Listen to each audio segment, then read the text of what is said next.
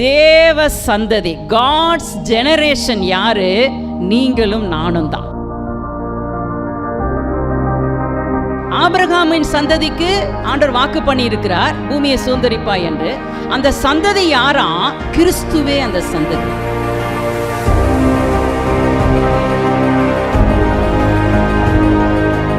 என்றைக்கு நீங்கள் கர்த்தராகிய இயேசு கிறிஸ்துவை சொந்த இரட்சகராய் ஆண்டவராய் ஏற்றுக்கொண்டீர்களோ அன்னைக்கே ஆபிரகாமுடைய சந்ததியா மாறிட்டீங்க. கடவுள் உங்களுக்குள் இருக்கிறார், அவருடைய வித்து உங்களுக்குள் இருக்கிறது. 22 சங்கீதம் 30 22:30. ஒரு சந்ததி அவரை சேவிக்கும், தலைமுறை தலைமுறையாக அது ஆண்டவருடைய சந்ததி என்னப்படும். ஒரு சந்ததி அவரை சேவிக்கும். ஹல்லேலூயா. நீங்களும் நானும் அவரை சேவிக்கிற சந்ததி. ஆமேன். ஹல்லேலூயா. எத்தனையோ மக்கள் இந்த உலகத்திலே வாழ்ந்தார்கள், வாழ்ந்து கொண்டிருக்கிறார்கள். தலைமுறை தலைமுறையாய் இந்த பூமியானது நிறைய மக்களை பார்த்த பூமி. தேவன் படைத்ததிலிருந்து அநேக சந்ததிகள், அநேக தலைமுறைகள் வந்திருக்கிறது. ஆனால் தேவன் என்ன சொல்லுகிறார்? ஒரு சந்ததி இருக்கிறது. சந்ததி எப்படிப்பட்டதா? ஆண்டவருடைய சந்ததியாம். ஹல்லேலூயா. ஒரு ஜெனரேஷன், ஒரு கூட்டம், இல்லை என்றால் ஒரு சந்ததி வர வேண்டுமானால் அதற்கு ஒரு வித்து தேவை, அதற்கு ஒரு ஆரம்பமாகி ஒரு வித்து தேவை. எந்த சந்ததி கடவுளை சேவிக்கும் என்றால், பல சந்ததிகள் இருந்தது. நம்மெல்லாம் அறிந்திருக்கிறபடி கடவுள் எல்லாவற்றையும் படைத்தார், சகலவற்றையும் படைத்தார். 6 நாட்களிலே எல்லாவற்றையும் படைத்துவிட்டு 6ஆம் நாளிலே மனிதனை படைத்தார், ஆணும் பெண்ணுமாக படைத்தார். அவர்களை படைத்துவிட்டு அவர் சொன்னார், ஆதியாகமம் 1ஆம் அதிகாரம் 28ஆம் வசனம் வாசிக்கலாம். பின்பு தேவன் அவர்களை நோக்கி, நீங்கள் பலுகி பெருகி பூமியை நிரப்பி அதை கீழ்ப்படுத்தி சமுத்திரத்தின் மச்சங்களையும் ஆகாயத்து பறவைகளையும் பூமியின் மேல் நடமாடுகிற சகல ஜீவ ஜந்துக்களையும் ஆண்டு கொள்ளுங்கள் என்று சொல்லி தேவன் அவர்களை ஆசீர்வதித்தார். கடவுள் எல்லாவற்றையும் படைத்துவிட்டு மனுஷனை படைத்து அவர்களை ஆணும் பெண்ணுமாய் படைத்து அவர்களை என்ன சொன்னார்? நீங்கள் பலுகி பெருகி நிரப்பி கீழ்ப்படுத்தி ஆண்டு கொள்ளுங்கள். 5 காரியங்களை சொல்லி அவர்களை ஆசீர்வதித்தார். சொல்லுங்க பார்க்கலாம். பலுகி பெருகி நிரப்பி கீழ்ப்படுத்தி ஆண்டு கொள்ளுங்கள். ஆமேன். 5 காரியங்களை மனிதனுக்கு அவர் கொடுத்தார். பாருங்க, ஆண்டவருடைய பெரிதான திட்டம் என்ன? மனிதன் பலுக வேண்டும். பலுகிட்டானா? இந்தியாவிலேயே எத்தனை கோடி? 142 கோடி. உலகத்தில் பார்த்தீங்கன்னா மொத்த மக்கள் தொகை 5 பில்லியனா. 2018 5 பில்லியன். இப்போ சொன்ன மாதிரி 7 ஆயிருக்கும். அப்படி மக்கள் என்ன பண்ணிட்டாங்க? பழுகிட்டாங்க. பெருகிட்டாங்களா? பெருகிட்டாங்க. நிரப்பிட்டு தான் இருக்கிறாங்க. நம்ம ஊரில் டிராஃபிக் ஜாம் ஆனது காரணமே என்ன? மக்கள் கூட்டம் பெருகிருச்சு. அவங்க வசதிக்காக வாகனங்களையும் என்ன பண்ணிட்டாங்க? எல்லாரும் வாங்க ஆரம்பிச்சிட்டாங்க. பெருகி கொண்டு இருக்கிறது. ஆனால் என்ன நடந்துருச்சு? கீழ்ப்படுத்தி ஆண்டு கொள்ளுகிற காரியம் மாத்திரம் இல்லாமல் போய்விட்டது.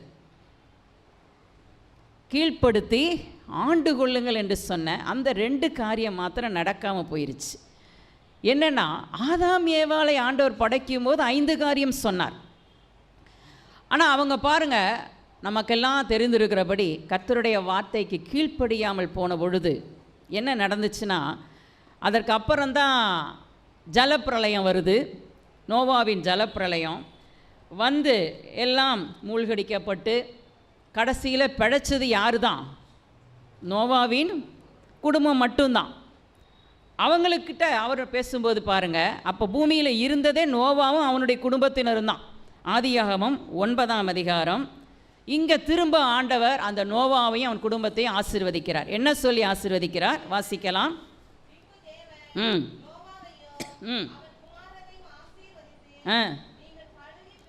நீங்கள் பலுகி பெருகி பூமியை நிரப்புங்கள். அங்கே 5 சொன்னார், இங்கே எத்தனை தான் சொல்லியிருக்காரு?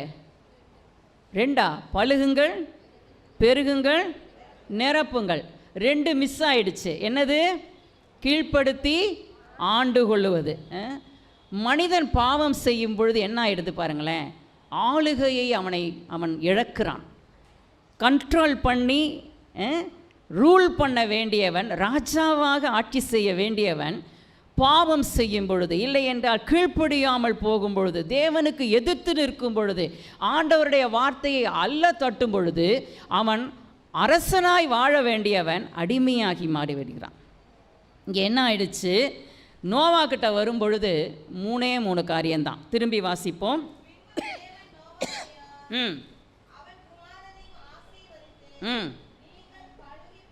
பலுகி பெருகி பூமியை நிரப்புங்கள்.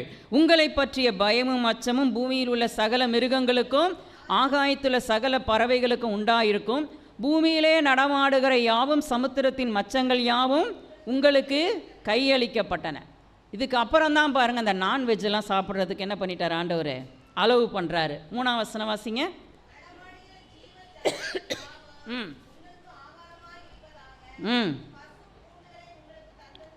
பசும்பூண்டுகளை உங்களுக்கு தந்தது போல என்ன சொல்லிட்டாரு? முதல்ல 5 காரியத்தை கொடுத்தேன். நீங்கள் பலுகி பெருகி நிரப்பி கீழ்ப்படுத்தி ஆண்டு கொண்டு இருக்கலாம், எல்லாத்தையும் கண்ட்ரோல் பண்ணியிருக்கலாம். ஆனால் நீங்கள் அதை செய்யாமல் போனதுனால, கீழ்ப்படியாமல் போனதுனால இப்போ என்ன ஆயிடுச்சு? 3 காரியம்தான். பலுக வேண்டும், பெருக வேண்டும், நிரப்ப வேண்டும். ஆளுகை செய்ய வேண்டியவன் அடிமையாக்கப்பட்டு இப்போ எல்லாவும் கொடுத்து அவனுக்கு பூமியிலே வாழ்வதற்கு அவனுக்கு கிடைத்த அத்தனை அதிகாரங்களும் பறிக்கப்பட்டது. இப்போ திரும்பவும் இந்த அதிகாரம் கொடுக்கப்பட வேண்டும். திரும்பவும் மனிதன் அவனுடைய ஆதி நோக்கம், அவன் படைக்கப்பட்ட நோக்கத்துக்கு அவன் வர வேண்டுமானால் அவன் என்ன செய்ய வேண்டும்? கடவுளை தேட வேண்டும், கடவுளை அண்டிக் கொள்ள வேண்டும். அப்போ இந்த அடிமைத்தனத்திலே, இல்லை என்றால் அடிமையான நிறைய மக்கள் பிறந்து விட்டார்கள். ஆதாமுக்கு பாருங்கள் எப்படிப்பட்ட பிள்ளைகள், எவ்வளோ பிள்ளைகள் பிறந்தார்கள். எழுதியிருக்கிறது காயினும் ஆபேலும் சேர்த்துந்தான். ஆனால் 5ஆம் அதிகாரம் 4ஆம் வசனம் ஆதியாகமத்தில் வாசிச்சிங்கன்னா, குமாரரையும் குமாரத்திகளையும் பெற்றான். எவ்வளோ பிள்ளைங்க பிறந்தாங்கன்றது என்ன இல்லை, கணக்கே இல்லை. எத்தனை வருஷம் வரைக்கும் இருந்திருக்கார் அவர்? 930 வருஷம். வருஷத்துக்கு ஒரு பிள்ளைன்னா கூட என்ன ஆயிருக்கும்? ஒரு பெரிய ஊரே உண்டாயிருக்கும்னு நினைக்கிறேன். சரி, அப்போ ஒவ்வொருவரிடத்திலிருந்தும் பல சந்ததிகள், பல தலைமுறைகள் வந்துக்கிட்டே இருக்குது. நிறைய பிள்ளைகள் பிறக்கிறார்கள், நிறைய மக்கள் கூட்டம் அதிகமாகி கொண்டே இருக்கிறது. என்ன ஆயிடுச்சு? கடவுளை சேவிக்கணும்னு சொல்லுகிற அந்த காரியம் பாருங்கள், எல்லாராலையும் ஃபாலோ பண்ண முடியலை. ஆதி ஆகமத்திலேருந்தே நீங்கள் கவனிச்சிங்கன்னா கடவுளுக்கு பயந்த ஒரு கூட்டம் வரும், ஒரு காட்லி லைன், இல்லை என்றால் தேவனை தொழுது கொள்ளுகிற ஒரு கூட்டம். அதே நேரத்தில் ஒரு ஈவில் லைனும் வந்துக்கிட்டே இருக்கும். ஒரு தேவனுக்கு பயந்த ஒரு கூட்டம் வருகிறது, ஒரு சந்ததி வருகிறது. தேவனுக்கு பயப்படாமல் துணிகரமாய் வாழுகிற இன்னொரு சந்ததி வருகிறது. ஒவ்வொரு தடவையும் பாருங்கள், இந்த ராஜாக்கள் புத்தகம்லாம் படிக்கும்போது ஒரு ராஜா வருவான், அவன் என்ன செய்வான்? பலிபீடங்களெல்லாம் இடித்து போட்டு, பாகாலின் பலிபீடங்கள்லாம் இடித்து போட்டு தேவனுக்கு என்று காரியங்களை செய்ய வேண்டும் என்று சொல்லி மக்களை உற்சாகப்படுத்துவான். அவன் பையன் என்ன பண்ணுவான்? ஆண்டவருடைய காரியத்தெல்லாம் இடித்து போட்டுட்டு பாகாலின் பலிபீடங்களை கட்டுவான். திருப்பி அவன் பையன் வருவான். இப்படியே மாறி மாறி மாறி மாறி வந்துக்கிட்டே இருந்தாலும் ஒரு சந்ததி மாத்திரம், இல்லை என்றால் ஒரு தலைமுறை, ஒரு கூட்டம் மாத்திரம் தேவனை தொழுது கொண்டே வந்தது. தேவன் ஆங்காங்கே இருந்து ஒவ்வொருத்தராக செலக்ட் பண்ணிக்கிட்டே இருந்தார், எடுத்துக்கிட்டே இருந்தார். அவருக்கென்று ஒரு கூட்டத்தை வைத்து கொண்டே வந்தார். அந்த கூட்டம் யார்? இன்றைக்கி எங்கே முடிஞ்சிருக்கு தெரியுமா? அந்த கூட்டம் இங்கே முடிஞ்சிருக்கு. ஹல்லேலூயா, ஆமேன். நீங்களும் நானும் கூட அப்படி தெரிந்தெடுக்கப்பட்டவர்கள் தான். ஹல்லேலூயா. ஊரில் ஒன்றும் வம்சத்தில் 2மாக உன்னை தெரிந்தெடுத்தேன். எகிப்தில் இருந்த பயில்காட்டி உன்னை நான் அழைத்தேன், நயங்காட்டி உன்னை அழைத்தேன், உளையான சேற்றிலே இருந்தாய், நான் உன்னை தூக்கிவிட்டேன் அப்படின்னு பல வசனங்களை சொல்லி உங்களை என்னையும் அவர் அழைத்திருக்கிறார். ஹல்லேலூயா. எத்தனையோ தலைமுறைகள் உலகத்தில் வந்திருந்தாலும் பிறந்திருந்தாலும் அவரை சேவிக்கிற ஒரு சந்ததி மாத்திரம் வந்து கொண்டே இருக்கிறது. நிறைய பேர் நினச்சிக்கிட்டாங்க அது யூதர்கள்னு.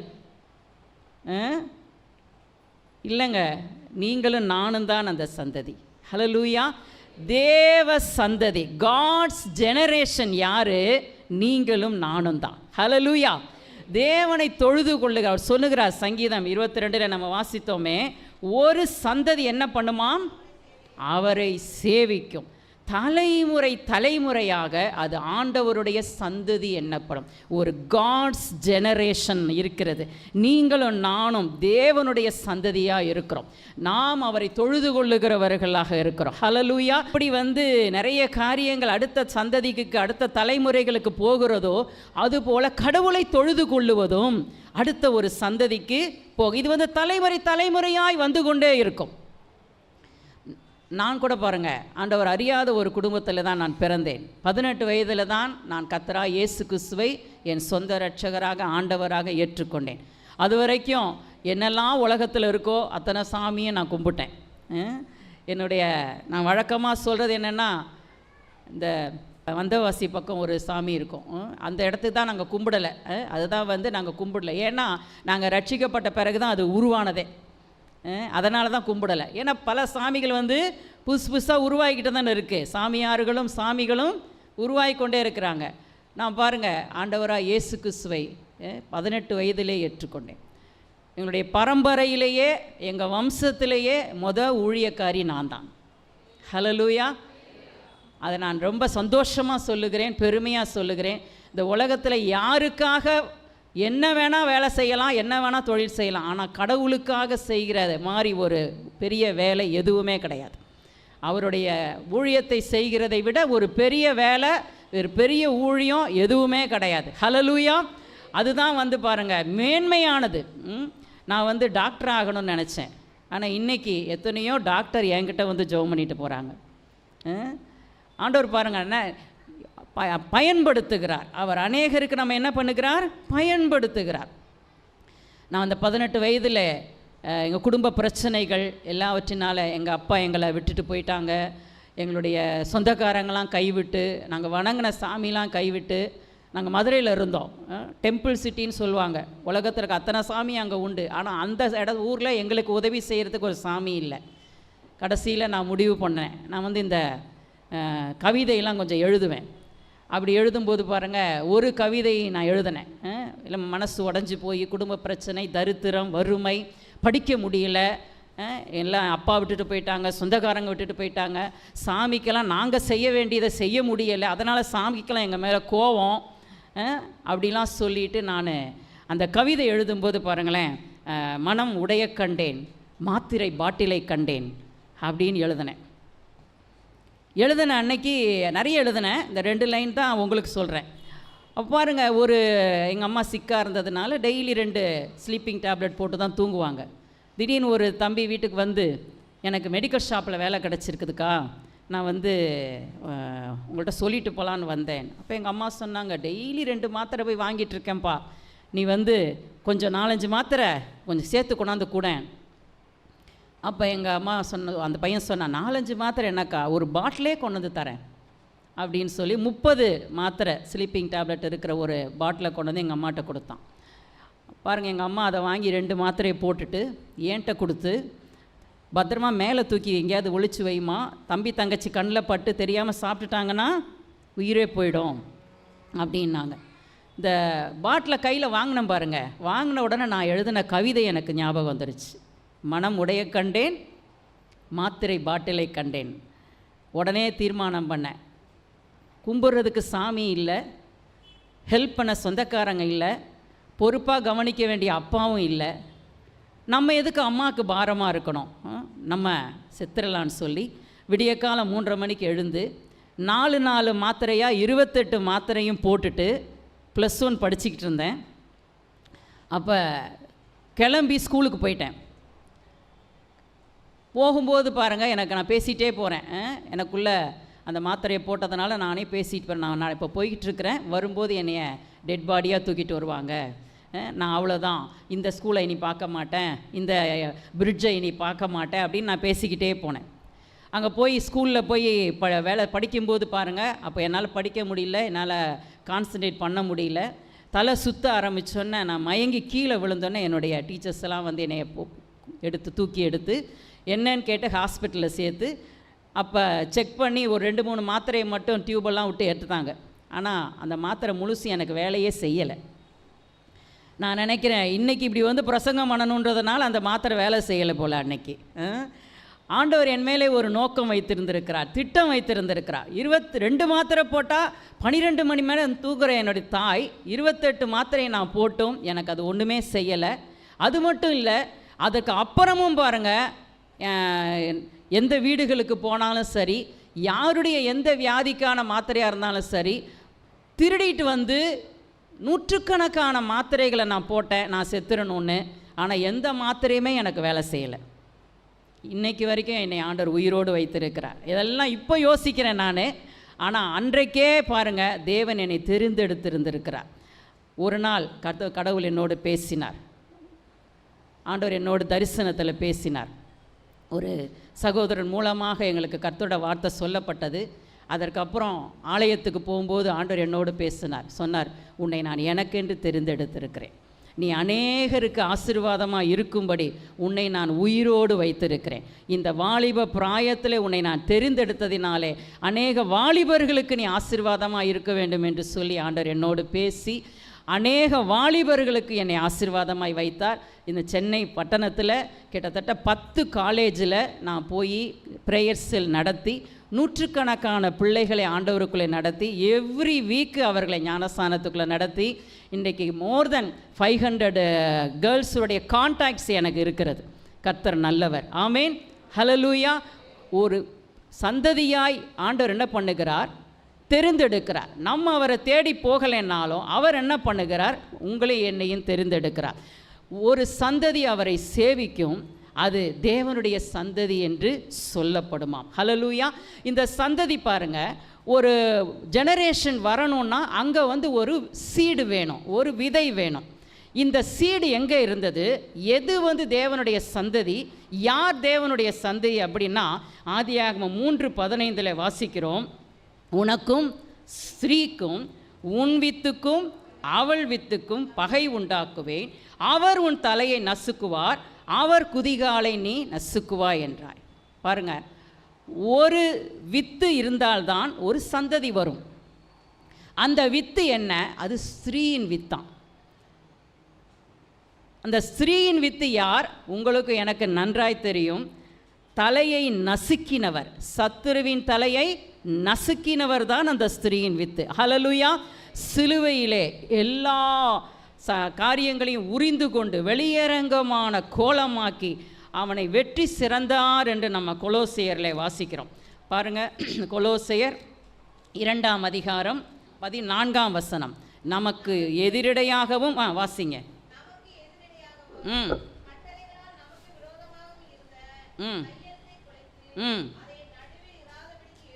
ம் ம் துரைத்தனங்களையும் அதிகாரங்களையும் உரிந்து கொண்டு வெளியரங்கமான கோலமாக்கி அவைகளின் மேல் சிலுவையிலே வெற்றி சிறந்தார். அந்த ஸ்திரீயின் வித்து பாருங்க, அவர்தான் கர்த்தராகிய இயேசு கிறிஸ்து. அவர் சிலுவையிலே சாத்தானுடைய தலையை நசுக்கினார். அவன்தான் ஒரு ஈவில் லைனை இந்த உலகத்தில் கொண்டு வந்தவன். தீமையான ஒரு சந்ததியை அவன் கொண்டு வருகிறான். அதே நேரத்தில் அவனுடைய எல்லா வல்லமைகளையும் உரிந்து கொண்டு அவனை வெளியரங்கமான கோலமாக்கி அவனை ஒன்றுமில்லாமல் ஆக்கி அவன் மேலே வெற்றி சிறந்தவர் தான் இந்த ஸ்திரீயின் வித்து. இந்த ஸ்திரீயின் வித்தை யாரெல்லாம் விசுவாசிக்கிறார்களோ, இல்லை என்றால் அந்த சந்ததியிலே வந்தவர்கள் எல்லாருமே இன்றைக்கு நீங்களும் நானும் தான் அந்த சந்ததி என்று சொல்லுகிறோம். அவர்கள் கர்த்தரை சேவிக்கிறவர்களாகவும் இன்னொரு முக்கியமான ஒரு காரியத்தை செய்கிறவர்களாகவும் இருப்பார்களாம். அது என்ன, சங்கீதம் 22:31 வாசிக்கலாம். இந்த சந்ததி அவர்கள் வந்து அவரே இவைகளை செய்தார் என்று பிறக்க போகிற ஜனங்களுக்கு ஹல்லேலூயா. இந்த சந்ததி ஆண்டவரை சேவித்து விட்டு என்ன செய்யுமா, பிறக்க போகிற அடுத்த பிள்ளைகளுக்கு சந்ததிகளுக்கு அவரே இதை செய்தார் என்று அறிவிப்பார்களாம். எதை செய்தார்? சிலுவையிலே அவர் என்ன செய்தார்? சுவிசேஷத்தை சொல்லுவது ஒவ்வொருவர் மேலேயும் விழுந்த கடமையாக இருக்கிறது. ஹல்லேலூயா. இயேசு சாத்தானுடைய தலையை நசுக்கினார். அவர் உங்களுக்காக எனக்காக இந்த உலகத்துக்கு மனிதனாய் வந்து பிறந்தார், மரித்தார், அடக்கம் பண்ணப்பட்டார், உயிரோடு எழுந்தார், திரும்ப வரப்போகிறார் என்கிற அந்த சுவிசேஷத்தை அவரை சேவிக்கிற ஒவ்வொரு சந்ததியும் சொல்ல வேண்டுமாம். ஹல்லேலூயா. பிறக்க போகிற ஜனங்களுக்கு அறிவிக்க வேண்டுமாம்.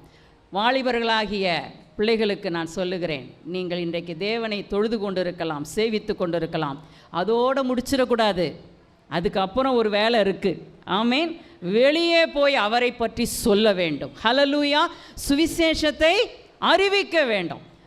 இன்றைக்கு வந்து பாருங்கள், ஊழியம் செய்கிறதுக்கு ஆளே இல்லை. ஏன்னா ஊழியத்தை குறித்த ஒரு மேன்மையான காரியங்கள் சொல்லித்தரப்படலை. அதை வந்து மற்ற வேலைகள் ப்ரொஃபஷனில் இருக்கிற அளவுக்கு இதில் வருமானம் வராது, இதில் உங்களுக்கு பிழைக்க முடியாது, உங்களை மதிக்க மாட்டாங்க, ஊழியத்துக்கு வந்துட்டோம் அப்படின்னு சொன்னால் ஏழையாக உங்களை தரித்திரனாக நினைப்பாங்க, ஒன்றுமில்லைன்னு நினைப்பாங்க, காணிக்கைக்காக வந்துட்டாங்கன்னு நினைப்பாங்க, அதனால் நீ போகாத ஊழியத்துக்கு, இப்படி சொல்லி கொடுத்துட்டாங்க. ஆனால் பாருங்கள், ஆண்டவருடைய திட்டம் என்ன? அவர் ஒரு சந்ததியை வைத்திருக்கிறார். அந்த சந்ததி அவரை சேவித்து விட்டு வெளியே போய் அவரை பற்றி பிரஸ்தாபப்படுத்த வேண்டும். ஆமேன். எந்த சபையும் காலியாகவே இருக்கக்கூடாது. ஆமேன். சபைகள் ஆத்துமாக்களினாலே நிரம்ப வேண்டும்.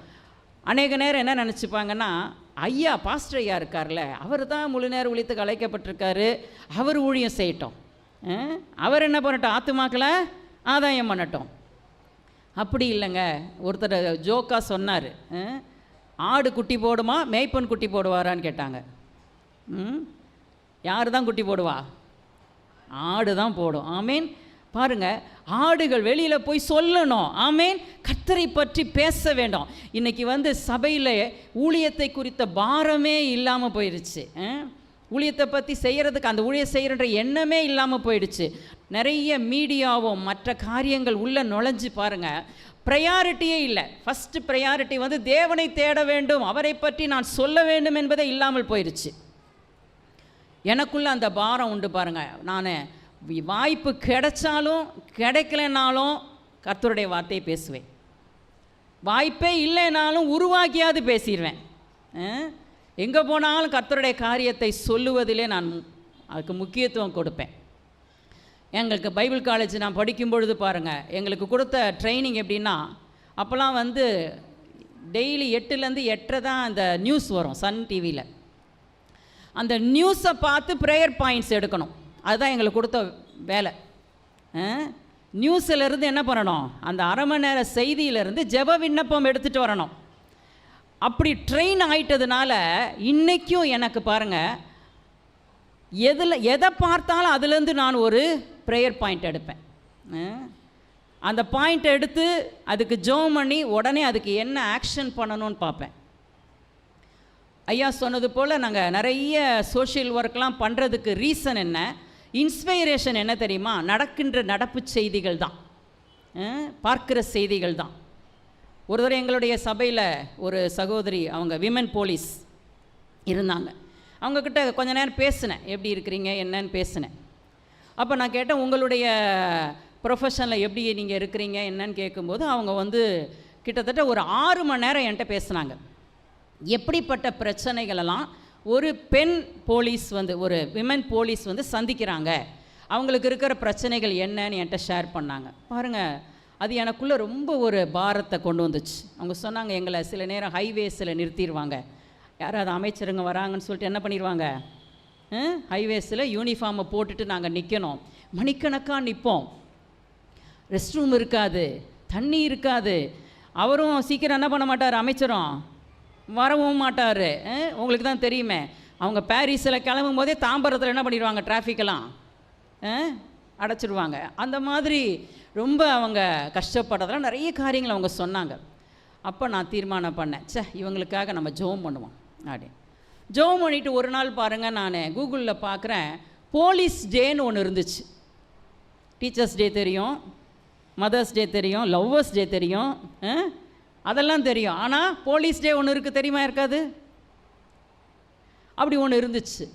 பார்த்த உடனே என்னன்னு பார்த்தேன். உடனே நான் அந்த சகோதரியை காண்டாக்ட் பண்ணி, இந்த விமன் போலீஸ் எல்லாம் கூப்பிட்டு அவங்கள ஆனர் பண்ணால் என்ன, அவங்களுக்கு ஒரு கூட்டம் நடத்தலாமே, பாராட்டு விழா வைக்கலாமேன்னு சொல்லிவிட்டு நான் வந்து அந்த சகோதரியும் கூப்பிட்டுட்டு எங்களுடைய சேலையூர் ஸ்டேஷனில் போய் அசிஸ்டன்ட் கமிஷனரை பார்த்து, ஐயா இதை மாதிரி நான் ஒரு பாஸ்டராக இருக்கிறேன், சந்தோஷபுரத்தில் பாஸ்டராக இருக்கிறேன், நான் வந்து பெண்களுக்கு நிறைய செய்வேன், இப்போ 9ஆம் தேதி வரப்போகிற இந்த இதுக்காக உங்களுடைய லேடி போலீஸ் எல்லாம் கூப்பிட்டு அவங்களுக்கு ஒரு பாராட்டு விழா வைக்கலான்னு நினைக்கிறேன் ஐயா, நீங்கள் செய்வீங்களான்னு. அவர் ஒரே வார்த்தை கேட்டார், ஏம்மா போலீஸ்காரனை எவனாவது பாராட்டுவானாமா, எங்களெல்லாம் திட்டி தான் தீப்பாங்க, எங்களை பாராட்ட போகிறீங்களா நீங்கள் அப்படின்னு கேட்டார். ஆமாம் ஐயா பண்ண போகிறோம். அப்போ அவர் சொன்னார், யார் உங்களுக்கு சொன்னது அது மாதிரி செய்யணும்னு அப்படின்னு. இப்போ நான் சொன்னேன், நான் சபையிலெல்லாம் போய் சர்ச்சிலெல்லாம் பிரசங்கம் பண்ணுவேன், நான் நினச்சேன் நான் மட்டும்தான் ஊழியக்காரன்னு சொல்லி. ஆனால் பைபிளில் போட்டிருக்கியா, பொறுப்பில் இருக்கிற ரெஸ்பான்சிபிலிட்டி எடுத்துருக்கிற எல்லாருமே, கடவுளுடைய பொறுப்பில் இருக்கிற அவர் கொடுத்த அதிகாரத்தில் இருக்க எல்லாருமே கடவுளுடைய ஊழியக்காரங்க தான் போட்டிருக்கு, அவங்கள நீங்கள் ஆனர் பண்ணணும்னு போட்டிருக்குன்னு. அவர் அப்படியா, எங்கே இருக்குது சொல்லுங்கள், பைபிள் எங்கே இருக்குது சொல்லுங்கள் அப்படின்னா. நான் படிச்சிருக்கேன் பைபிள்ன்னாரு. நான் அதுக்குள்ளே ரோமர் 13ஆம் அதிகாரத்தை மொபைல்லேருந்து எடுத்து அவர்கிட்ட கொடுத்து, ஐயா படிங்கயான். அவர் ஃபுல்லாக படிச்சுட்டு, ஓகேம்மா உங்களுக்கு இப்போ நான் என்ன செய்யணும், ஒரு 7 ஸ்டேஷனில் இருக்கிற எல்லா லேடி போலீஸையும் ஒரு நாள் டியூட்டியை மாற்றி போட்டு அனுப்பணும் சார். ஓகேம்மா நான் அனுப்புகிறேன், எங்கே வச்சு நடத்த போகிறீங்க, எங்களுக்கு ஒரு சர்ச் இருக்குது அதில் நடத்துகிறேன். சொன்ன யூனிஃபார்ம் போட்டுட்டு சர்ச்சில் நடத்தினா நல்லா இருக்காது, நானே உங்களுக்கு அரேஞ்ச் பண்ணித்தரேன்னு சொல்லி 2 லட்சம் ரூபா ஆன ஒரு கல்யாண மண்டபத்தை ஃப்ரீயாக அவரே ஃபிக்ஸ் பண்ணி எல்லா 50 பேரையும் அனுப்பி விட்டு அவரும் வந்து கிராண்டாக அந்த விழா நடந்துச்சு. ஹல்லேலூயா.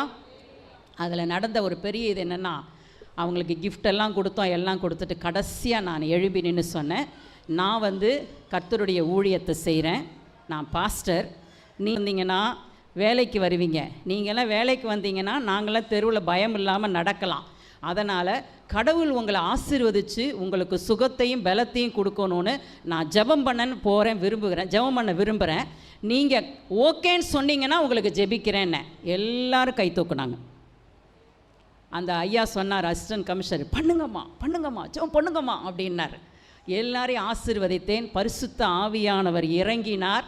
அவங்க ஒவ்வொருவரும் அழுது ஓடி வந்து என்னைய கட்டி பிடிச்சி, சிஸ்டர் உங்களை நாங்கள் மறக்கவே மாட்டோம், நீங்கள் நல்லா இருப்பீங்க.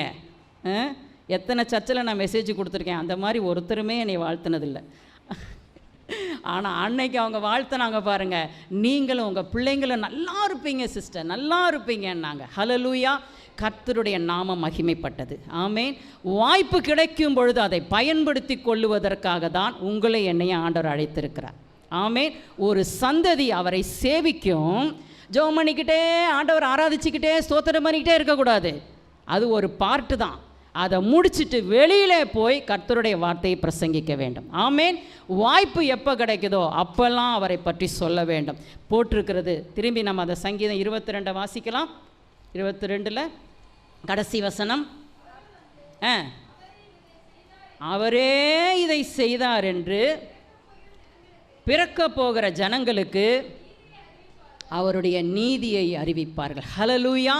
ஹல்லேலூயா. உங்கள் மேலேயும் என் மேலேயும் விழுந்த கடமை சுவிசேஷத்தை பிரசங்கியாதிருந்தால், பவுல் என்ன சொல்லுகிறார், ஐயோனா என்ன மீனிங் தெரியுமா, ஆபத்து வரும்னு அர்த்தம். என்னைக்கு சபையானது சுவிசேஷத்தை பிரசங்கிக்கலையோ அன்றைக்கு சபைக்கு ஆபத்து. பயமுறுத்துறேன்னு நினைக்காதீங்க, நம்மேலே விழுந்த கடமை அது. ஹல்லேலூயா. கர்த்தரை பற்றி பேச வேண்டும். உங்கள் வீட்டுக்கு வரவங்கக்கிட்ட பேசுங்க, கடைக்கு போகும்போது பேசுங்க. ஹல்லேலூயா. நான் வெள்ளிக்கிழமை ஜெபம் பண்ணுவேன். அப்போ ஒரு கூட்டத்தை வச்சு ஜெபம் பண்ணிட்டுருவேன். ஒரு நாள் பாருங்கள், வெள்ளிக்கிழமை ஜெபத்துக்கு ஒரு ஆளும் வரலை. 9:30 ஆச்சு, 10 ஆச்சு, 11 ஆச்சு, 11:30 ஆச்சு, யாரையும் காணோம். ரொம்ப எனக்கு வசனமாகி போச்சு. அப்போ மாடியில் தான் சர்ச்சு. நாங்கள் ஆண்டவரை யாருமே வரலையே, ஒருத்தரும் வரலையே ஜெபத்துக்குன்னு புலம்பிகிட்டு இருந்தேன். அப்போ ஆண்டவர் என்னோட பேசினார். சொன்னார், எத்தனை நாளைக்கு யாராவது வருவாங்கன்னு காத்துக்கிட்டு இருப்பேன்.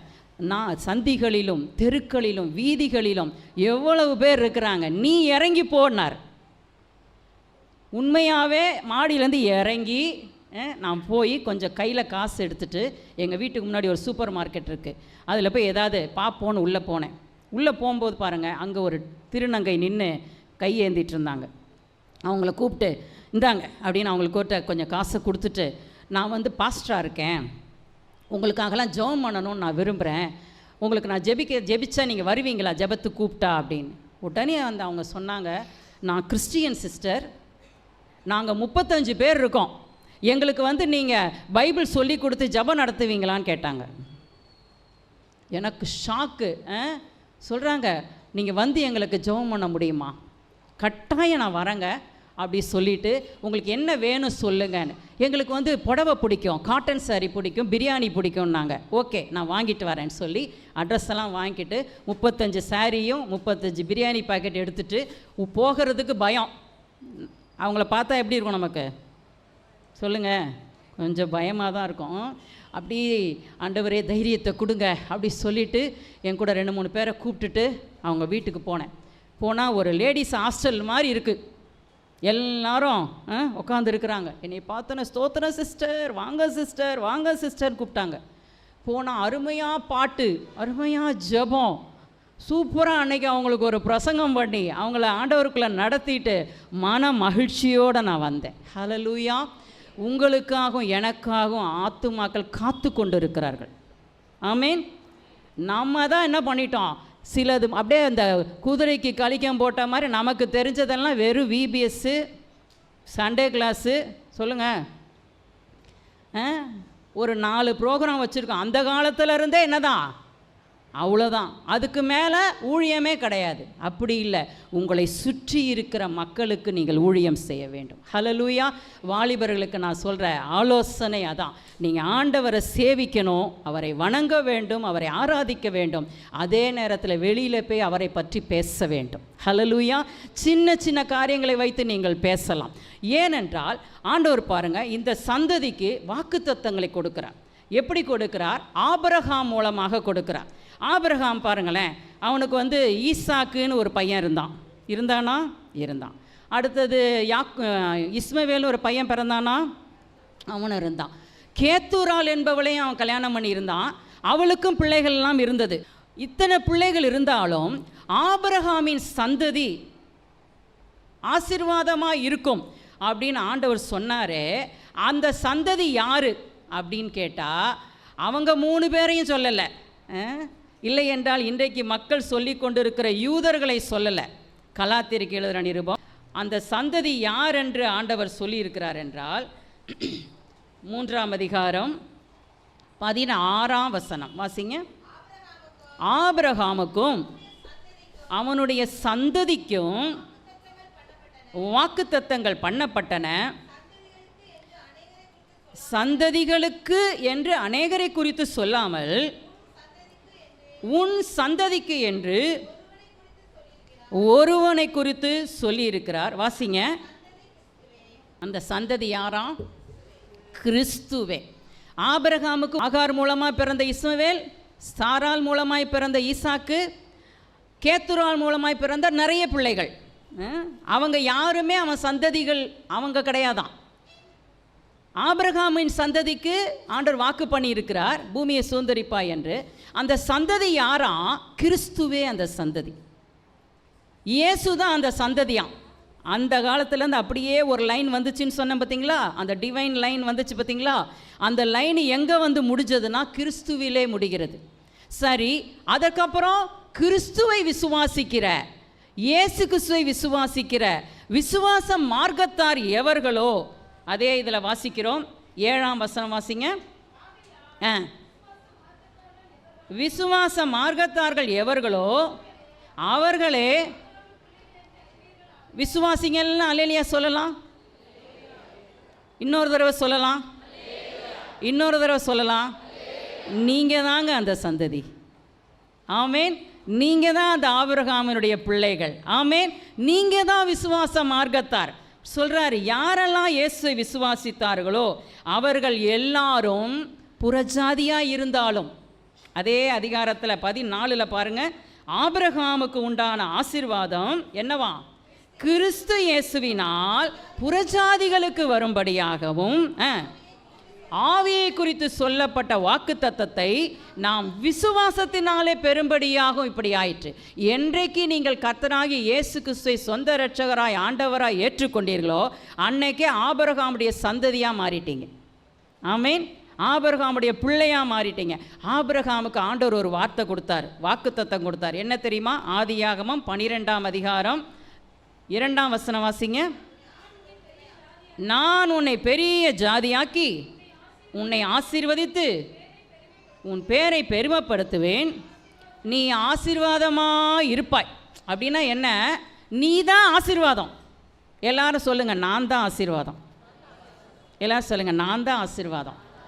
இந்த உலகத்துக்கு நான் ஆசீர்வாதம், எங்கள் வீட்டில் இருக்கவங்களுக்கு நான் ஆசீர்வாதம், என் சபைக்கு நான் ஆசீர்வாதம். சொல்லுங்கள், என் சபைக்கு நான், என் சமுதாயத்துக்கு நான் ஆசீர்வாதம். ஆமேன். நீங்கள் எங்கே இருக்கீங்களோ அங்கே ஆசீர்வாதம் இருக்கும். ஆமேன். நீங்கள் எந்த தெருவில் குடியிருக்கிறீங்களோ அந்த தெருவில் ஆசீர்வாதம் இருக்கும். ஆமேன். பாருங்கள், நாங்கள் குடியிருக்கிற இடத்துல வேங்கை வாசல் பகுதியில் போன மார்ச் மாதம் 8ஆம் தேதி பெண்களுக்கான ஒரு கூட்டத்தை வைக்கணும்னு சொல்லி பிளான் பண்ணோம். அந்த போகிற பாதை பாருங்கள், கிட்டத்தட்ட 4-5 வருஷமாக அந்த தெரு குண்டும் குழியுமாக தான் இருக்கும். பஸ்ஸையே அந்த பக்கம் போகாமல் நிறுத்தி வச்சுருந்தாங்க. அப்படி இருந்தது. ஆனால் நாங்கள் அந்த பகுதியில் போய் அங்கே இருக்கிற ஒரு ஹாலில் மீட்டிங் நடத்த போனோம். பெண்களுக்கான விமென்ஸ் டே ப்ரோக்ராம். அதுக்கு நம்முடைய எம்பி தமிழச்சி தங்கப்பாண்டியன் அவர்களை நாங்கள் வர வச்சுருந்தோம். அவங்கள இன்வைட் பண்ணியிருந்தோம்.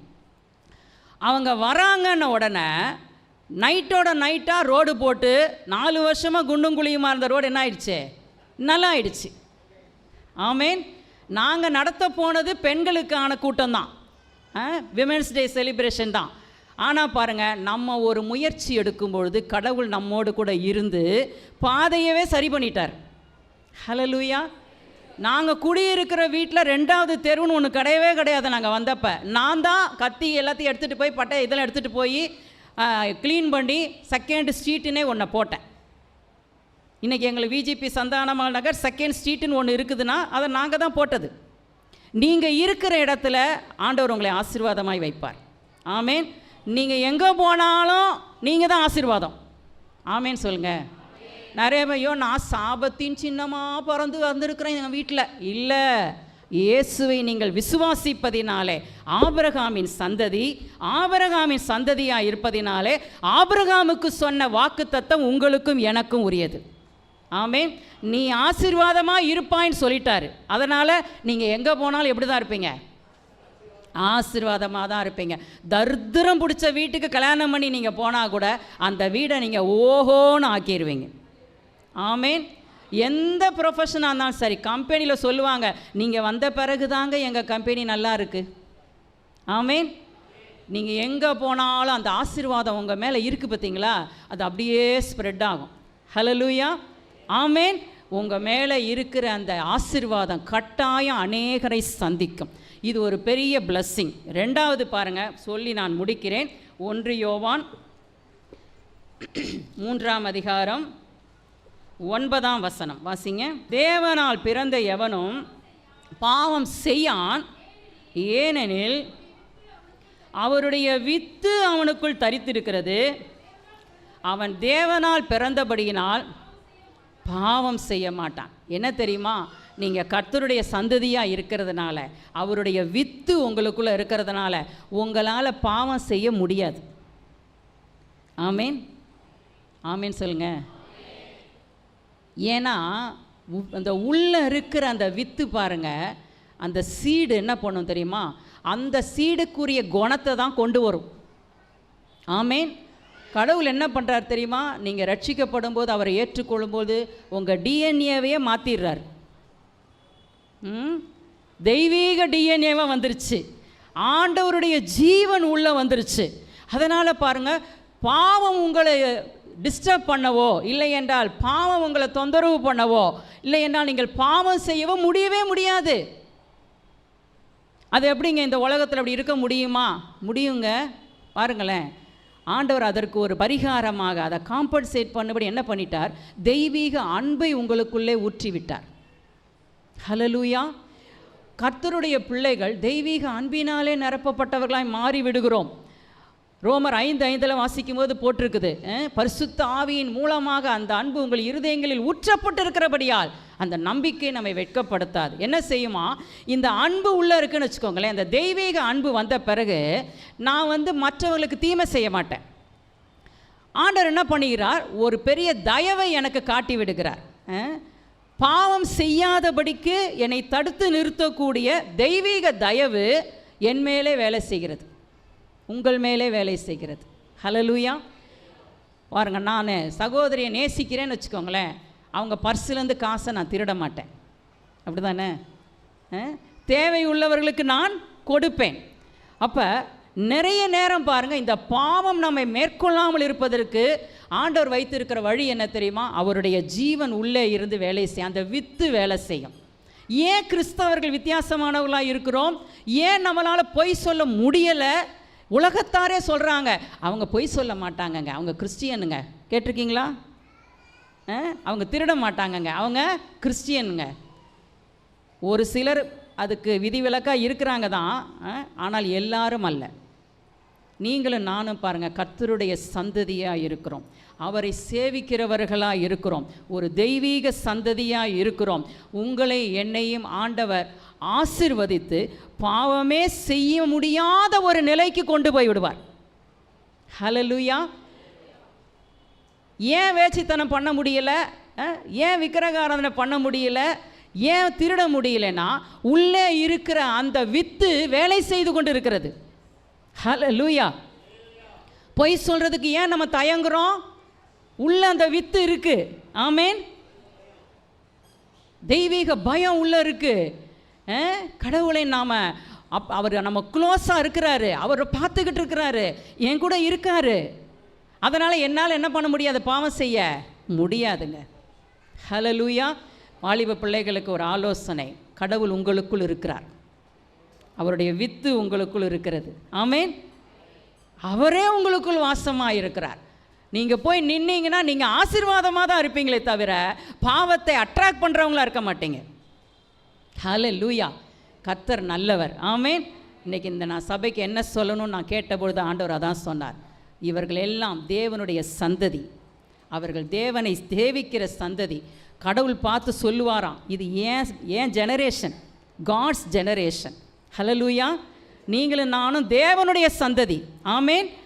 நீங்கள் போய் நின்னாலே தேவனுடைய வாசனை வீசும். ஆமேன். கர்த்தருடைய வாசனை. ஒரு பெர்ஃப்யூம் போட்டால், சென்ட்டு போட்டாலே எப்படி இருக்குது? ஒரு நாள் நான் இப்படி ரோடு கிராஸ் பண்ணி நின்றுட்டு இருந்தேன், ஒரு பையன் பைக்கில் இப்படி போனான். அவன் ஒருவேளை அந்த ஒரு பாட்டில் ஃபுல்லாக அடிச்சுட்டு போனானா என்னன்னு தெரில, அவன் அப்படி கிராஸ் பண்ணுறான், குப்புன்னு என் மேலே ஒரு வாசனை, பெர்ஃப்யூம் வாசனை. நீங்களும் நானும் போய் நின்னா கிறிஸ்துவின் சுவிசேஷ வாசனை வீசும். ஹல்லேலூயா. ஆமேன். அதெல்லாம் முழு நேர ஊழியக்காரங்களுக்கு தாங்க செல்லும், எங்களுக்கெல்லாம் செல்லாது. இல்லை, முழு நேர ஊழியக்காரர்களை விட பகுதி நேரம் செய்கிறவர்கள் தான் அநேகரை சந்திக்கிறீர்கள். நாங்கள் பாருங்கள், ஒரு குறிப்பிட்ட கூட்டத்தையே தான் பார்த்துக்கிட்டு இருக்கிறோம். இல்லை, நீங்கள் டீச்சராக இருந்தீங்கன்னா எவ்வளோ பேரை பார்க்குறீங்க, நர்ஸாக இருந்தால் எவ்வளோ பேரை டெய்லி பார்க்குறீங்க. ஒரு ஒவ்வொருத்தரும் ஒவ்வொரு ஏரியாவில் ஆண்டவர் உங்களை வைத்திருக்கிறார். நீங்கள் வேலை செய்கிற இடம்தான் உங்களுடைய ஃபீல்டு, மினிஸ்ட்ரி ஃபீல்டு. ஆமீன். நான் குடும்பத்தில் தாங்க இருக்கிறேன். குடும்பத்தில் இருந்தாலும் அக்கம் பக்கத்தில் ஆள் இருக்காங்க தானே. கடைக்கு போகிறீங்க, வரீங்க, எல்லா இடத்துலையும் கர்த்தரை பேசலாம். ஆமேன். சீக்கிரத்தில் பூமியை பலனால் நிரப்பும் நாட்கள் வரும். ஹல்லேலூயா. எல்லாரும் எழும்பி நிற்கலாம். ஆண்டவரே, உம்முடைய நாமத்தினாலே நாங்கள் எங்களை தாழ்த்தி ஒப்பு கொடுக்கிறோம். ஆண்டவரே, இங்கே வந்திருக்கிற ஒவ்வொருவருக்காக நான் செபிக்கிறேன். வயது வித்தியாசம் இன்றி ஒவ்வொருவரும் தன்னை அர்ப்பணித்திருக்கிறார்கள். ஆண்டவரே, இவர்களின் பயன்படுத்துவீராக. எங்கள் சமுதாயத்தை, இந்த கம்யூனிட்டியை, இந்த சொசைட்டியை, இந்த தேசத்தை மாற்றக்கூடிய சக்தியாக நாங்கள் எழும்பி உம்முடைய நாமத்தை ஆண்டவரே பிரஸ்தாபப்படுத்துவோமாக. எங்களை உம்முடைய கரத்திலே ஒப்பு கொடுக்கிறோம். எங்கள் அர்ப்பணிப்பை நீர் அங்கீகரித்ததற்காய் ஸ்தோத்திரம். துதி கன மகிமை அனைத்து உமக்கே செலுத்துகிறோம். இயேசு கிறிஸ்துவின் மூலம் வேண்டிக் கொள்ளுகிறோம் பிதாவே. ஆமென், ஆமென்.